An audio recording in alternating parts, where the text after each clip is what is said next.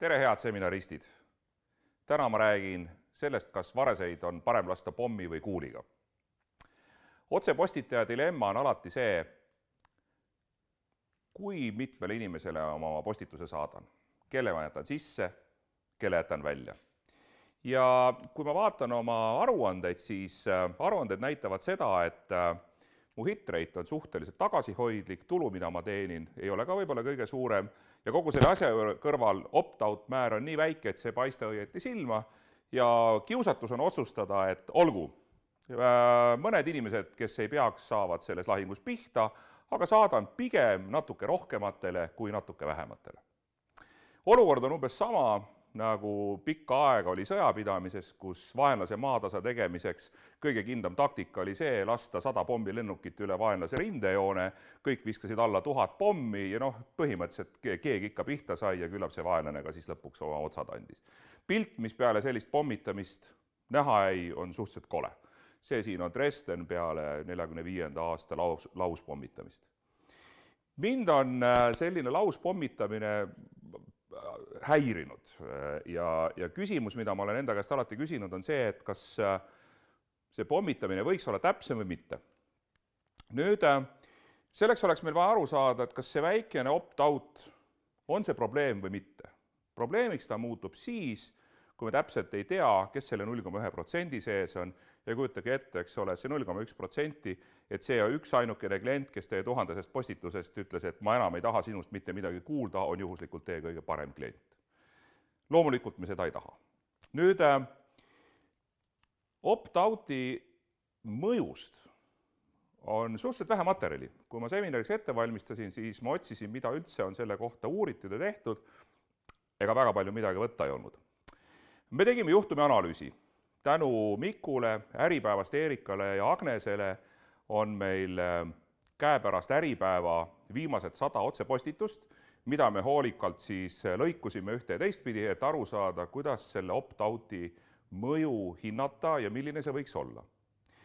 Me alustasime seda tööd järgmiste oletustega. Esiteks, kui me paremini sihime, siis meie hit rate suureneb ja kui paremini on sihitud, siis on ka opt-out väiksem ja kolmas hüpotees oli see, et kui me postitame sagedasti, siis on oht, et inimesed ütlevad, et ma ei taha sinust enam mitte midagi kuulda suurem. See on üsna laialt levinud ja see on ka, mida otsepostitajad tavaliselt püüavad silmas pidada, et ma ei saadaks oma klientidele liiga sagedasti e-maili, sellepärast et ma tüütan ta ära. Nüüd me tegime ka mõned eeldused. Tegime eelduse, et kui saajate nimist on väiksem, järelikult on paremini sihitud. Kui klient teeb opt-out'i, siis loeme, et me oleme selle kliendi kaotanud, ehkki see ei tarvitse olla 100% tõsi, sellepärast et meil võib-olla on võimalus temaga mõne muu kanali kaudu müügitööd teha. Me tegime selle eelduse, et postituse tulu on siis, eks ole, sellest konkreetsest üritusest saadud müügitulu ja kui klient teeb opt-out'i, siis selle kahju me loeme sama suureks kui tema kogu senise müügitulu, mis me temalt oleme saanud. Ja sellistel eeldustel me siis hakkasime uurima, missugune see postituse tegelik mõju, postituse opt-out'i tegelik mõju müügitulemustele võiks olla. Esimene oletus siis. Me panime X-teljele saajate arvu, Y-teljele opt-out'i määra ja siin tuleb paraku tõdeda, et meil on küll siin 2 eripäraselt käituvat klientide rühma, üks siin ja teine siin, aga paraku see oletus, et mida rohkematele me saadan, mida suurem on nimistu, ehk järelikult siis meie arvates seda halvemini on sihitud, seda suuremaks kujuneb opt-out määr, paraku ei vasta tõele.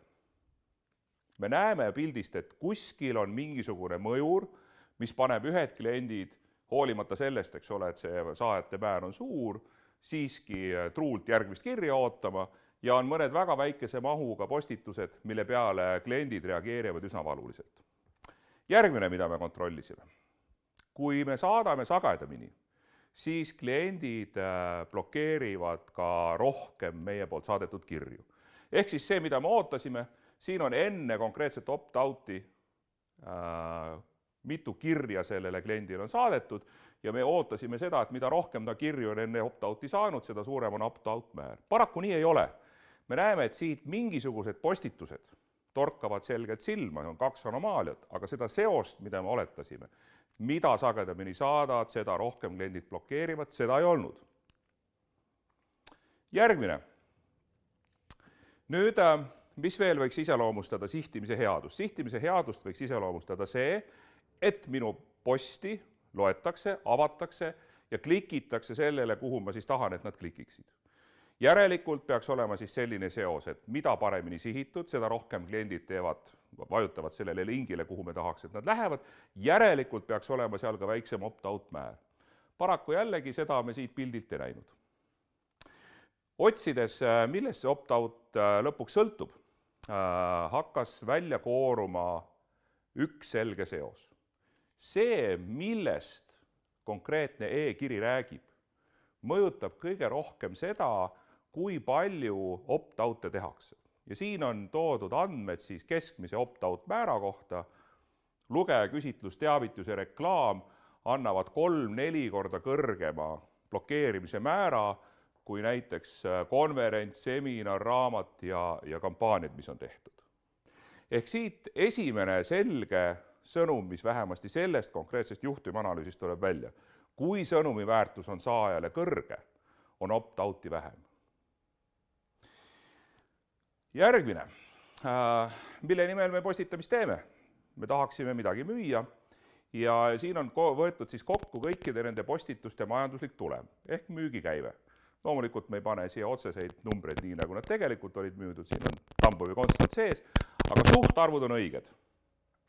Nüüd tulupool loomulikult on see, mille nimel postitaja töötab, kuid küsimus, mille me püstitasime selle uuringu käigus, kas sellisel postitamisel on olemas ka rahaliselt mõõdetav downside? Ehk kas millest me võime ilma jääda, kui me neid postitusi teeme ühel, teisel või kolmandal moel?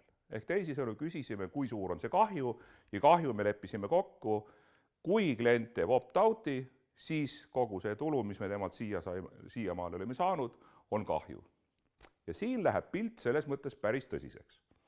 Seesama esimene postitus, mis on andnud kõige suurema majandusliku tulemuse, on ka rahalises mõttes andnud kõige suurema kahju. Mõned üksikud, mis veel paistavad siit silma, et äriraamatute müügis, kus tulu on suhteliselt kesine, selle peale opt-out'ide määra majanduslik mõju on olnud küllaltki suur ja kui me need 2 tulpa kokku liidame, siis me saame iga konkreetse postituse nii-öelda netotulemi ja siin on selles mõttes tõsine mõtlemise koht. Ainult üksikud postitused netotulemi mõttes on pikaajalises plaanis positiivse efektiga. Ja mis mõttes pikaajalises plaanis? See tähendab seda, et näiteks selle konkreetse postituse tagajärjel me müüsime ära väikese hulga raamatuid, aga need kliendid, kes tegid opt-out'i, nende väärtus oli oluliselt kõrgem, kordades kõrgem kui see tulu, mille me selle konkreetse postituse najal saime. Mis sellest uuringust võib järeldada? Esimene, me nägime kurja vaeva ja siinkohal veel kord tänan Mikku, Eerikat, Agrest järjekindluse ja pusimise eest. Me nägime kurja vaeva, et need andmed kokku saada ja see näitab seda, et see opt-out'i kahjude hindamine ei ole levinud. Ettevõtetes ei olda harjutud vaatama andmeid sellisel moel, et me näeksime, kui palju me võime saada postitusest lisaks kasule ka kahju. Teiseks, sellel võib olla, ei tarvitse olla, selles mõttes ka, et need andmed on esialgsed, aga opt-out'il võib olla märkimisväärne majanduslik mõju ja isegi kui me oleme konkreetsete numbritega siin mööda pannud, siis kvalitatiivselt kindlasti me võime järeldada seda, et opt-out'i, kuigi need protsentid on väikesed, nende mõju pikaajalises plaanis võib olla suur ja sellega tuleb kindlasti arvestada. Kolmas, selleks, et me saaksime minna täpsemaks, oleks meil vaja klientide elukaare mudelit. Me tegime praegu väga suure üldistuse, ütlesime, et see kõik, mis me oleme kliendilt saanud, selle me loeme, et me peaksime ka edaspidi saama, aga võib-olla on olnud hoopis vastupidi. Võib-olla on olnud niimoodi, et kliendi elukaar on juba lõppemas, enamus tulu on temaga teenitud, aga võib-olla ka teistpidi, et see kliendisuhe oli just algamas ja sealt oleks tulnud veel rohkem potentsiaali. Ütleme niimoodi, et keskelt läbi me võime öelda, et me oleme praegu siiski enam-vähem õigesti hinnanud. Mis veel oli väga minu jaoks vähemasti üllatav järeldus, et ei sihtrühma suurus, ei saatmise sagedus, avamise määr ei tarvitse ennustada seda, kui suureks kujuneb opt-out ja loomulikult rääkimata sellest, missugune selle opt-outi majanduslik mõju. Kõige rohkem mõjutab opt-outi positiivses suunas see, kui sõnum, mille te saadate vastuvõtjale, omab selle vastuvõtja jaoks suurt väärtust. Ja ehkki seal oli suhteliselt kõrgel kohal kliendi küsitlus, mis põhimõtteliselt ei peaks ka teenima klientide huvi, sest mille muu pärast klientide käest tagasisidet küsitakse, kui mitte selleks, et oma äri paremini ajada, kui see ei paista sealt otse välja, siis käsitlevad kliendid seda kui madala huvitavusega e-maili ja ütlevad, et aitäh, ma rohkem ei soovi. Mis siis teha? Selleks, et oma sõnumit paremini sihtida, on meil vaja õppida oma kliente hästi jagama gruppidesse, sihtrühmadesse, ehk neid õppida hästi segmenteerima. Ja vaatame üle, mis on need põhilised segmenteerimise alustajad. Esimene, segmenteerimine on äriettevõttes alati tasakaalu otsimise kahe äärmusliku ärikontseptsiooni vahel. Esimene kontseptsioon on see, et mul on üks klient ja ma teen kõik tema heaks, ja teine kontseptsioon on see, et mul on üks toode ja ma üritan müüa seda kõikidele klientidele, ehk ma üritan kõigi jaoks ühega hakkama saada. Segmenteerimine tähendab seda, et ma pean siin otsima tasakaalu. Üks klient on liiga vähe, aga olla kõik kõigi jaoks põhimõtteliselt ei tule välja. Ehk siis mida ma otsin? Ma otsin seda vahepealset tasakaalu, kus kohal mul oleks võimalik olla mõnede segmentide hästi valitud klientide jaoks rohkem kui see, mida ma oleksin igaühe jaoks. Lihtne näide näiteks, mis siin on võtmeküsimused? Võtmeküsimused kõigepealt on see, et kui mitme jaoks ma peaksin olema parem, mida see paremus tähendab, mida see enam olemine tähendab ja kui palju enam ma peaksin sellele kliendile pakkuma. Ja kui võtta kõige lihtsam näide, mobiiltelefon, mis on kõigil taskus olemas, me võime panna, sellesse serva telefoni, mis kannatab kukkumist, mida võib uputada, mis on erakordselt vastupidav. Loomulikult selle telefoni turg on väga väike, müüginumbrid on ka väikesed, aga need, kes selle telefoni saavad, on tõeliselt õnnelikud. Kuskil siin keskel tõenäoliselt asub Google, kelle telefonid on head, sihtrühm on keskmise suurusega ja sealt mõned segmendid leiavad omale väga hea tööriista ja tõenäoliselt, siia paremale me võime panna näiteks Samsungi, kelle tootevalikust te võite leida absoluutselt, kellele iganes telefone, alates kõige odavamast kuni lõpetades kõige vingemaga. Nüüd, see on ainult üks mõõde segmenteerimises. Segmenteerimine on tunduvalt keerulisem ja te teate seda ise ka, et kui te hakkate oma sihtrühma moodustama, siis need filtreid, mida te võtate arvesse, neid on 5, 10, 15, 20. Lihtne näide sellest, kuidas autoteeninduses, raskeveokite äris, kuidas on vähemalt 3 mõõdet vaja segmenteerimises arvesse võtta. Kõigepealt on see, mida klient oma autodega teeb. Kas ta teeb lokaalselt jaotusvedusi, need on teenindavad autod, tuletõrje või ehitusteenindus või need on kaugsõiduautod. Teine, mida te peate kindlasti arvestama, on see, kas ta ostab ainult veoki või ta kasutab ka teie teenust või ta kasutab ka teie varuosade müüki ja loomulikult, mis te peate veel arvestama seda, kui suur klient on. Kas ta on VIP, tavaline, lihtsalt suur klient või väike klient ja selles segmenteerimismudelis on ka selgelt näha, et kõige väiksemad kliendid on tegelikult jäetud sihikust või sellest sihtrühmast välja. Nüüd panganduses läheb asi veel keerulisemaks, siia tuuakse juurde 4. dimensioon ja tegelikult igapäevane elu näitab seda, et meie segmenteerimine ei ole mitte lihtsalt 3-mõõtmeline, nagu meie igapäevane tavaline ruum, vaid need tunnuseid, mille alusel kliente jaotatakse, on 20, 30, 40. Kõige rohkem tunnuseid, mis ma olen segmenteerimisel kasutama pidanud, oli 54. Katsuge ette kujutada, 54-mõõtmeline ruum. Füüsikud räägivad äärmisel juhul 7 mõõtmest. Nüüd selle 33-mõõtmelises ruumis, mis me peame tegema? Me peame sealt kasutades neid tunnuseid leidma oma need magusad sihtrühmad, need 7 kogumit selles 33-mõõtmelises ruumis, kellega tasub tõeliselt äri ajada.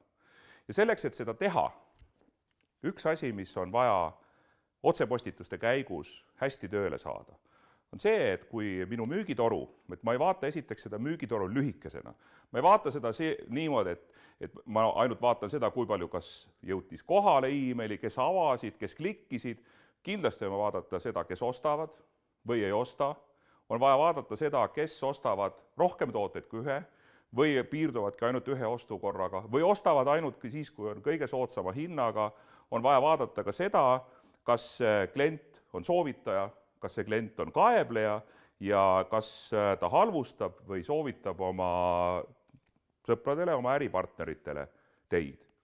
Ja mis on vaja teha? Mul on vaja luua endale ettekujutus sellest, et kui siin on info, mida ma oma klientide kohta tean, alates kõige üldisemalt, palju ma olen teinud postitusi ja lõpetades näiteks sellega, et kas ma selle ettevõtte tegevjuhti isiklikult hästi tunnen või ei tunne, siis mul on vaja aru saada sellest, mismoodi see info aitab kaasa mul näiteks sellele, et aru saada, kes paremini ostavad, kes halvemini ostavad. Ühes konkreetses uuringus näiteks selgus, et kuigi arvati, et isiklik tutvus tippjuhiga on väga kasulik selleks, et müüki teha, siis selgus, et see mõjus ainult marginaalile ja mitte positiivselt, vaid eks ole läbi sõbrahinna tegelikult negatiivselt. Ehk siis see teadmine mõjub, aga mõjub miinussuunaliselt meie äritulemusele. Mida tavaliselt Eestis klientide kohta teatakse? Siin on andmed ühest kliendiuuringust, mille me alles hiljuti läbi viisime. Loomulikult me teame mees-naine, e-post, vanus, kui tihti ostab ja nüüd, kus kohal juba asi hakkab minema, eks ole, hägusemaks on see, et kas ta on kasumlik, kas ta ostab ainult kampaaniatooteid või mitte, kui rahul ta on, kui hinnatundlik ta on, mis on tema täpsemad vajadused, kui lojaalne ta on, milline on müügipotentsiaal ja mis oleks järgmine toode, mida ta on valmis ostma, next product to buy. Selle info teadmine on põhimõtteliselt see alus, millega saab oma otsepostitust kõige täpsemini sihtida. Ja selle väljaarvutamise nimel näevad ettevõtted kurja vaeva. Kui hästi neil see läheb? Ei lähe väga hästi. Põhimõtteliselt 6% Eesti ettevõtetest on suutelised üldse ennustama seda, mis on järgmine toode, mida klient tahab osta. Ehk siis 94%, tsiteerides klassikuid, kobab pimeduses. Nii, et paremini sihtida, mida sa peaksid tegema? Esimene, meil on vaja head ettekujutust sellest, missugune on klient, mida ta endast kujutab, rikkaliku kirjeldus sellest, milline klient on. Täna paraku on see selline, et segmenteerimisel kliendiportree äärmisel juhul me saame teha käsitsi, kõik ülejäänu on läinud nii keeruliseks, andmeid on nii palju, et paraku suuremate klientide arvu puhul segmenteerimine on juba arvutitöö. Mis on veel hästi kasulik, on see, kui te lisaks nendele andmetele, mis teil on olemas andmebaasis otseselt klientide kohta, tuletate sealt uusi tunnuseid, näiteks arvutate jaekaubanduses välja, kas see klient on see, kes tüüpiliselt käib iga lõuna ostmas või see on see klient, kes teeb oma suured ostud nädalavahetusel. Kas ta on hinnatundlik, on tema hinnatundlikkus suur või väike? Kas ta on selline shoppaja, kes käib ja ostab poest ainult neid asju, mida saab kohe süüa, tähendab ta kodus süüa ei tee. Või näiteks ta käib seminaridel ja konverentsidel, aga mitte kunagi ei osta konsultatsiooni, see tähendab seda, et ta püüab raamatute ja seminaride toel ise õppida, tarkus sisse mitte osta. Järgmine. Tehke endale selgeks see, kui suur on teie andmete ennustusväärtus. Ennustusväärtuse mõte on selles, et kas te suudate konkreetsete andmete pealt ennustada, missuguseks kujuneb teie tulevase kampaania edukus ja teistpidi ka, eks ole, missuguseks kujuneb teie tulevase kampaania võimalik kahju opt-outide näol. Põimege kliendilt info saamine igapäevaste protsesside sisse, ärge tehke kliendi küsitlusi, kus te saadate talle ankeedi, kus on, ma ei tea, juba 5 küsimust täna on palju. 1 küsimus õigel hetkel küsida, saada järjekordne info ja kasutada seda ära oluliste tunnuste täpsustamiseks klientide kohta.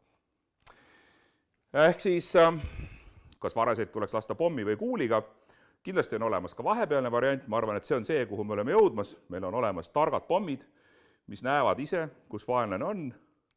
Kindlasti olete te näinud ka väga mõjusaid kaadreid sellest, kuidas ühe pommiga tehakse 1 punker ühe pauguga maatasa.